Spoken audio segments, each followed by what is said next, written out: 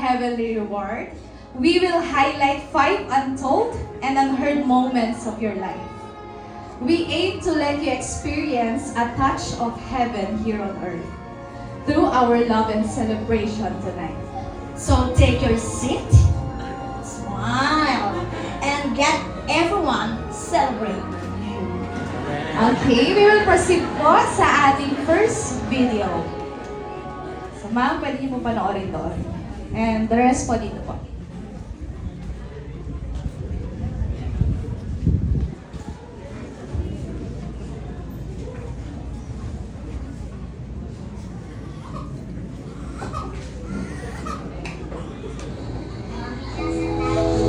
Sa attendance now, can you last compliment sa verse 37?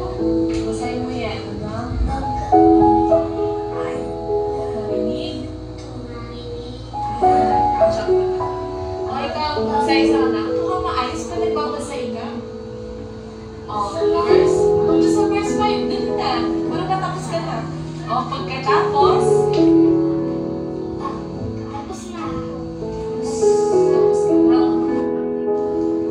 sulat ni Apostol Pablo.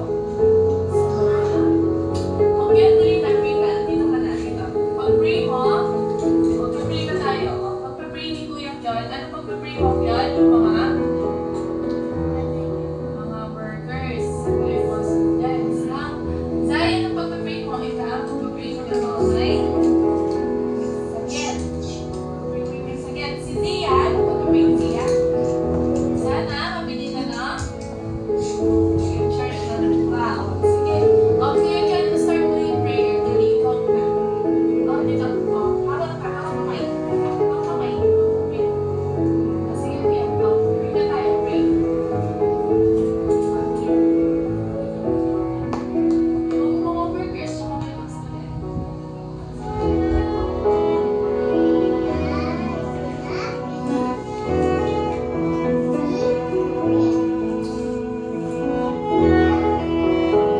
Ikaw nagbasa ka na? Nagbasa ka na? Nagbasa? Paano ka magbabasa ng boses?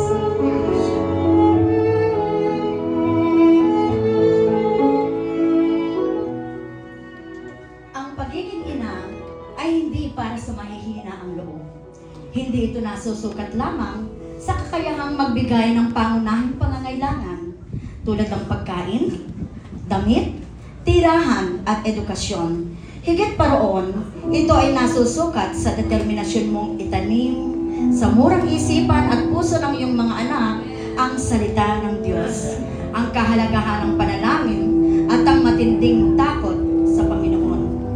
Salamat sa mga gabing pinupuyatan mo upang i-review sila sa kanilang mga aralin, sa pagtulong mo sa kanilang mga school activities, at higit sa lahat, sa pagtuturo mong unahin ang pagbabasa ng Biblia araw-araw.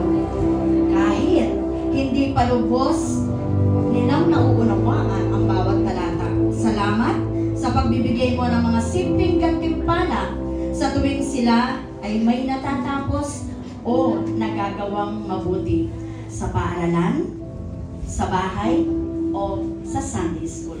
Ngunit higit sa lahat, salamat sa patuloy mong pananalangin hindi lamang para sa iyong pamilya, kundi para rin sa pagbibigay sa mga anak mo ng mga prayer requests ng mga members, manggagawa, and even mga missionaries. Maging sa mga bagay na kadalasang nakakalimutan namin ipagdasal, tulad ng pag-aasawa.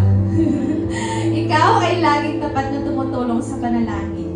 Ma'am Kes, hindi mo kailangang ipagsigaw ng iyong debosyon sa Panginoon, sapagkat nakikita na namin ito sa paraan ng iyong pamumuhay at halimbawa mong ibinabahagi sa iyong mga anak.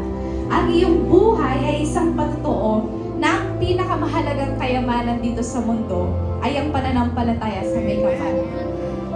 Kaya ngayong gabi, tanggapin mo ang unang crown, ang crown of motherhood!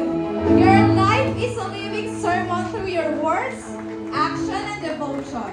You point your children to the Lord. Sige, tawagin po namin ang Soul Seekers Group. Pari award po. Let us sing the song, Well Done, Thou Good and Faithful Servant, habang kinokoronahan po. Yung chorus po, awitin po natin. Ready now, sing!